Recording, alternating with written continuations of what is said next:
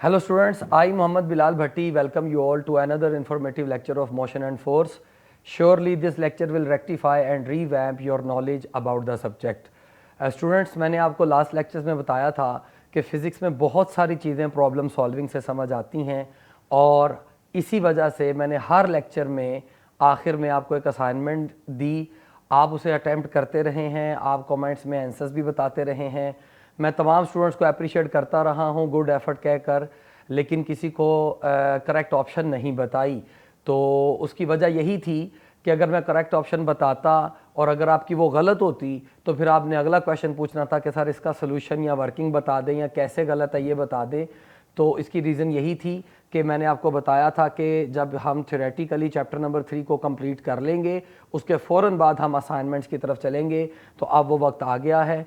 अब हम असाइनमेंट्स की तरफ चलेंगे। टोटल 15 असाइनमेंट्स हैं जो मैंने आपको 15 थ्योरेटिकल लेक्चर्स के अंदर दी थी, आपसे क्वेश्चंस पूछे थे।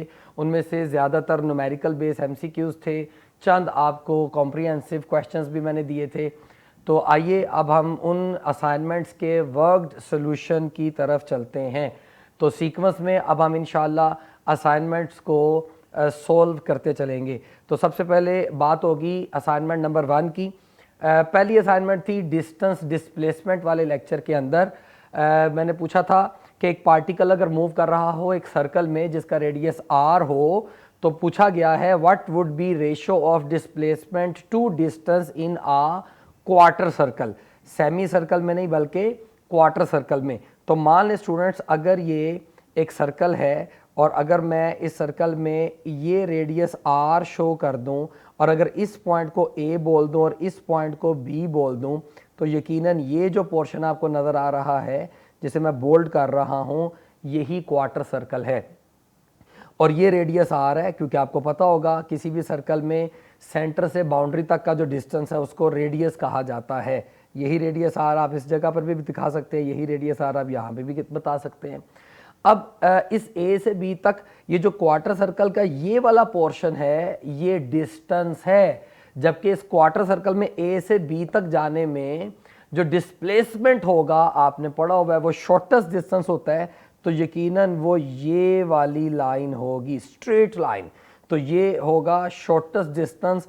अगर मैं वेक्टोरियली इसको शो करना चाहूँ, क्योंकि डिस्प्लेसमेंट वेक्टर क्वांटिटी है तो ऐसे दिखाना पड़ेगा, लेकिन क्वेश्चन में डिस्प्लेसमेंट के साइज यानी मैग्नीट्यूड ऑफ डिस्प्लेसमेंट और डिस्टेंस की रेशियो पूछी गई है।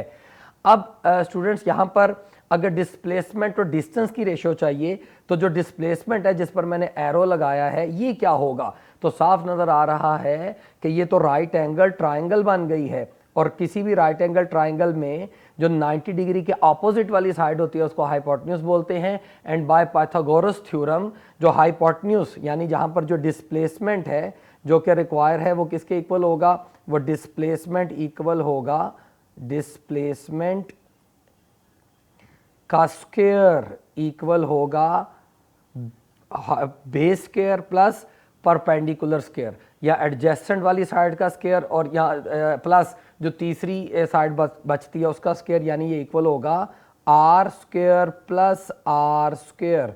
अगर मैं इस डिस्प्लेसमेंट को एस से रिप्रेजेंट कर दूं तो मैं कह सकता हूं s square will be equal to r square plus r square यानी 2r स्क्वायर्ड। और अगर मैं डिस्प्लेसमेंट चाहता हूं तो ये तो डिस्प्लेसमेंट का स्क्वायर आ गया, तो हमें स्क्वायर रूट करना पड़ेगा। तो मैं लिखता हूँ taking square root on both sides. तो स्क्वायर रूट करने से जो s होगा ये इक्वल आ जाएगा square root of 2 into r, क्योंकि मैथ में स्क्वायर रूट करें तो स्क्वायर और स्क्वायर रूट कैंसिल हो जाते हैं। तो 2 के ऊपर square root as it is आ जाएगा और आर स्क्वायर का स्क्वायर रूट करेंगे तो जवाब बच जाएगा r। तो ये हमारे पास डिस्प्लेसमेंट आ गया।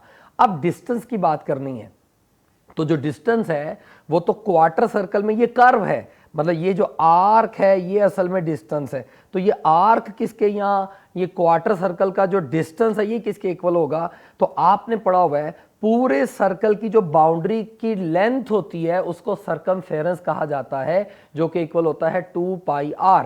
अगर सेमी सर्कल का डिस्टेंस पूछा जाए तो वो होगा 2πr/2, और अगर क्वार्टर सर्कल का पूछा जा रहा है तो ये डिस्टेंस इक्वल होगा यकीनन 2πr/4। यानी मैं कह सकता हूं कि यहां पर जो डिस्टेंस है, तो डिस्टेंस जो होगा क्वार्टर सर्कल का, पूरे सर्कल का डिस्टेंस होता है 2πr, सेमी सर्कल का 2πr/2, तो क्वार्टर सर्कल का होगा 2πr/4, जो कि यकीनन इक्वल आएगा πr/2, क्योंकि ये कैंसिल हो जाएगा, 2 2 आर 4, तो πr/2 बच गया। अब अगर मैं इस डिस्टेंस को d से रिप्रेजेंट करूं तो अकॉर्डिंग टू क्वेश्चन डिस्प्लेसमेंट और डिस्टेंस यानी s/d पूछा गया है। तो मैं आपको थ्योरी पढ़ाते हुए बताता रहा हूं कि भूलना नहीं, s हम डिस्प्लेसमेंट को कहते हैं।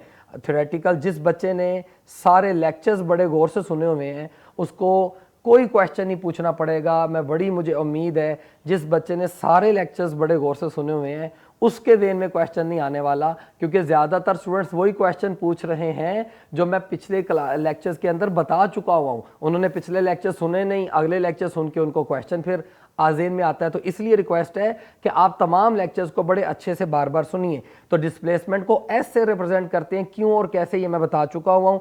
तो जैसा कि अभी आपने देखा कि जो डिस्प्लेसमेंट आया था वो हमारा आया था अंडर रूट या स्क्वायर रूट ऑफ 2r, और जो हमारे पास अभी डिस्टेंस आया है वो आया है πr/2। तो मैं इधर लिख सकता हूँ स्क्वायर रूट ऑफ 2r, और डिनोमिनेटर में आ जाएगा πr/2, और यकीनन ये r इस r से कैंसिल होता है, ये 2 ऊपर चला जाए तो हम इसको लिख सकते हैं 2 स्क्वायर रूट ऑफ 2/π।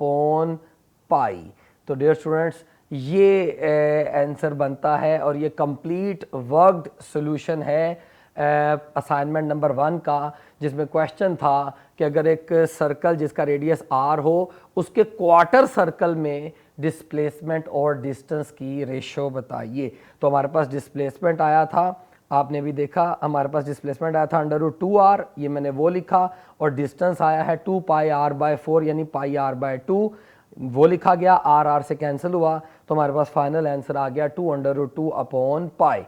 तो आइए स्टूडेंट्स असाइनमेंट नंबर 2 की तरफ चलते हैं। असाइनमेंट नंबर 2 जो थी ये सेकंड लेक्चर हमने पढ़ा था वेलोसिटी का। तो मैंने आपको एवरेज वेलोसिटी के बारे में लेक्चर के अंदर पढ़ाया था, तो उस एवरेज वेलोसिटी के ऊपर ही असाइनमेंट थी, क्योंकि मैंने आपको बताया था जब जब एवरेज वेलोसिटी के बारे में पूछा जाए तो वो इक्वल होगी total displacement over total time taken, जबकि अगर एवरेज स्पीड पूछी जाएगी तो वो इक्वल होगी total distance over total time taken. तो एवरेज स्पीड का क्वेश्चन मैंने आपको टेस्ट में दिया था, उसकी डिस्कशन में आप वो देख सकते हैं, और जबकि एवरेज वेलोसिटी की असाइनमेंट थी जो कि आपके सामने है। तो क्वेश्चन है कि एक वुमन रन करती है 2 किलोमीटर एक्स से वाई, फिर वाई पर आकर 20 मिनट के लिए रेस्ट किया जाता है, फिर 10 मिनट लगते हैं वाई से जेड जाने में, यानी 1.6 किलोमीटर का डिस्टेंस कवर करने में। तो पूछा जा रहा है कि बताइए इस सिचुएशन में एवरेज वेलोसिटी का साइज क्या होगा। साइज का मतलब just magnitude of average velocity require किया गया है।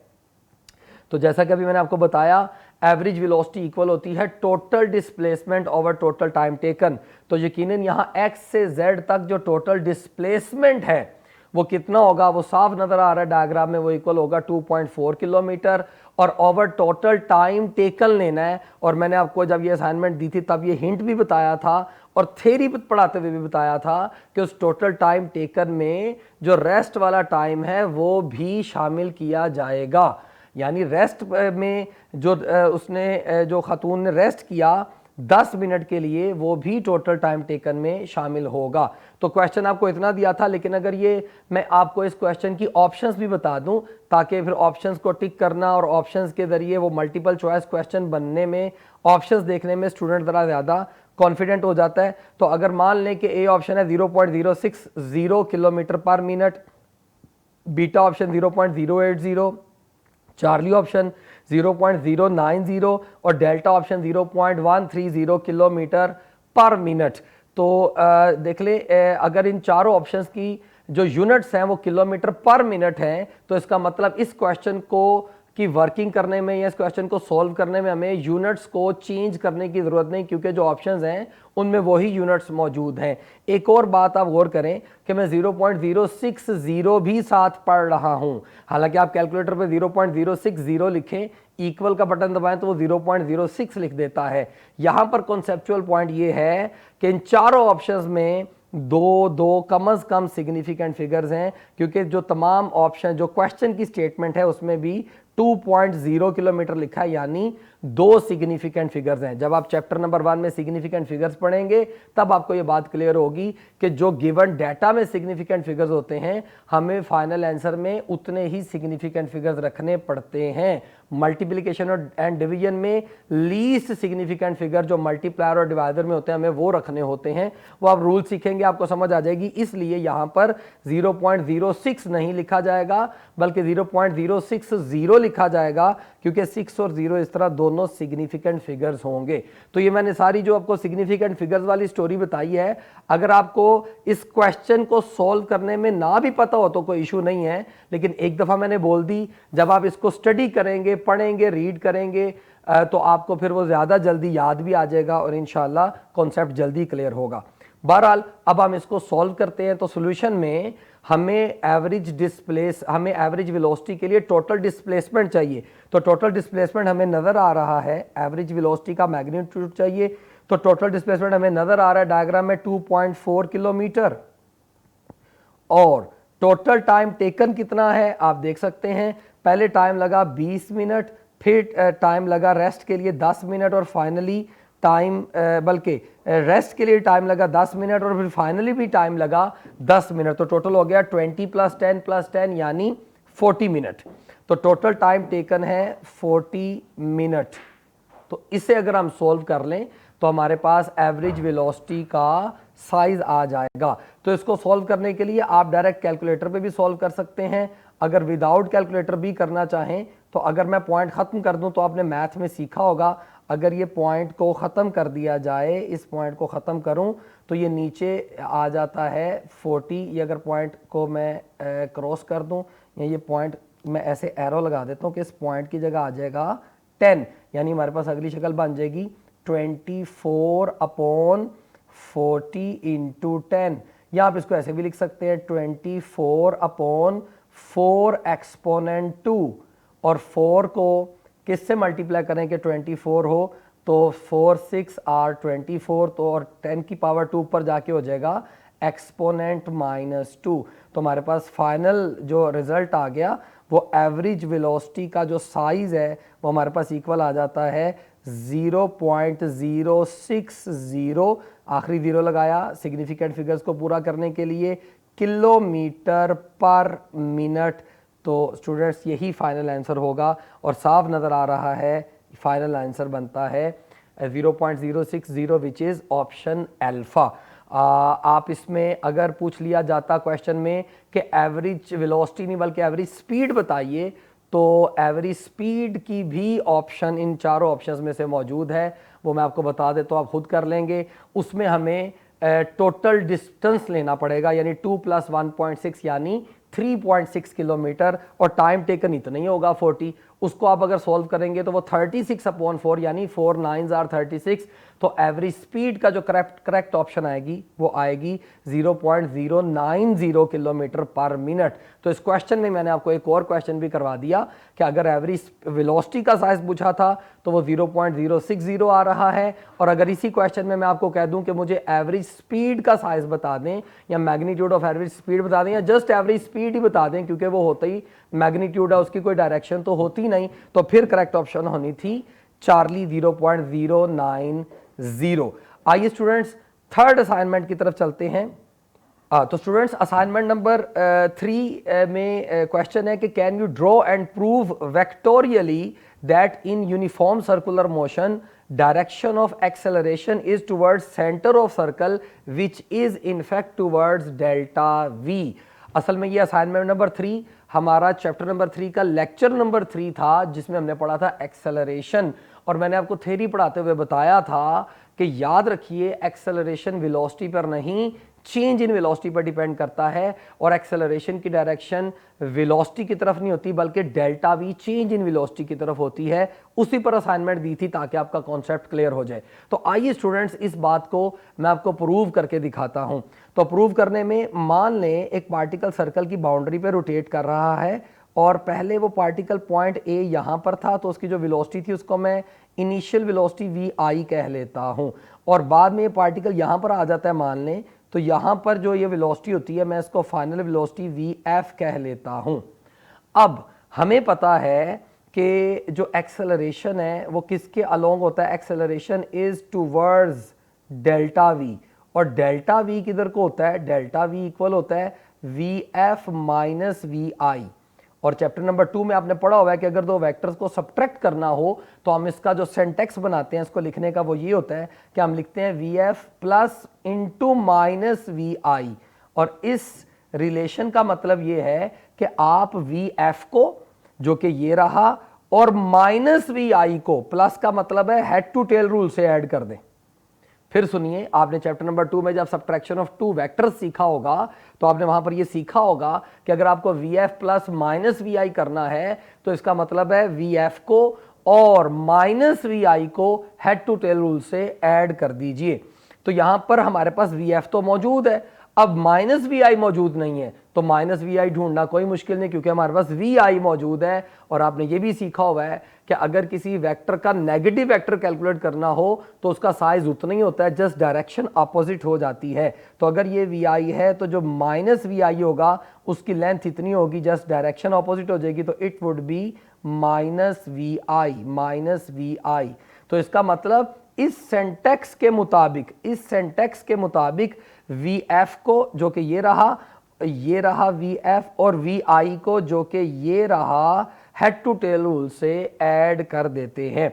तो हेड टू टेल रूल ये कहता है कि पहले वेक्टर के हेड को जो कि ये रहा वी एफ दूसरे वेक्टर की टेल से मिला दें जो कि ये है माइनस वी आई, तो जो रिजल्टेंट होगा वो ऐसा वेक्टर होता है जिसकी पहले वेक्टर से टेल और आखिरी वेक्टर से हेड मिला होता है जो कि ये वेक्टर होगा। मैं थोड़ा सा बोल्ड कर देता हूं, और ये क्या होगा, ये होगा in fact V F plus minus V I, और जो कि किसके इक्वल होगा, V F plus minus V I plus minus minus, और जो कि इक्वल होगा डेल्टा वी। और अगर आप गौर करें ये तो exactly toward centre of circle है, ये तो exactly towards centre of circle है।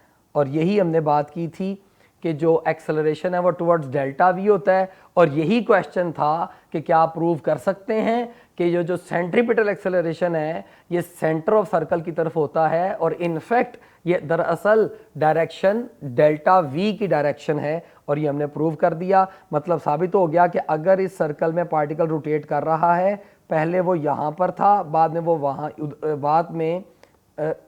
वो इस डायरेक्शन में हुआ, यानी पहले उसकी वेलोसिटी यहाँ थी, और अगर उसकी फाइनल वेलोसिटी यहाँ हो तो जो चेंज इन वेलोसिटी है उसकी डायरेक्शन ये आई, तो ये थी डायरेक्शन चेंज इन वेलोसिटी की, और यही दरअसल सेंट्रीपिटल एक्सेलरेशन की डायरेक्शन है। तो स्टूडेंट्स ये थर्ड असाइनमेंट थी जो कि कॉम्प्रिहेंसिव क्वेश्चन था, कोई एमसीक्यू नहीं था। तो हमारी तीसरी असाइनमेंट भी कंप्लीट हुई। 3 लेक्चर्स में जो 3 असाइनमेंट्स आपको दी थी तीनों कंप्लीट हुई। तो आज इसको यहीं पर कंक्लूड करता हूं। इंशाल्लाह नेक्स्ट लेक्चर में हम 4th असाइनमेंट को लेकर चलेंगे और सीक्वेंस में कोशिश करेंगे कि 4th और 5th असाइनमेंट हम कम अज़ कम कर सकें। अगर 4th असाइनमेंट और 5th असाइनमेंट की जो लेंथ है उसको समझाने में टाइम हमें मिल गया तो इंशाल्लाह कोशिश करेंगे 6th असाइनमेंट भी नेक्स्ट लेक्चर में ही कर लें। तब तक के लिए अल्लाह निगहबान।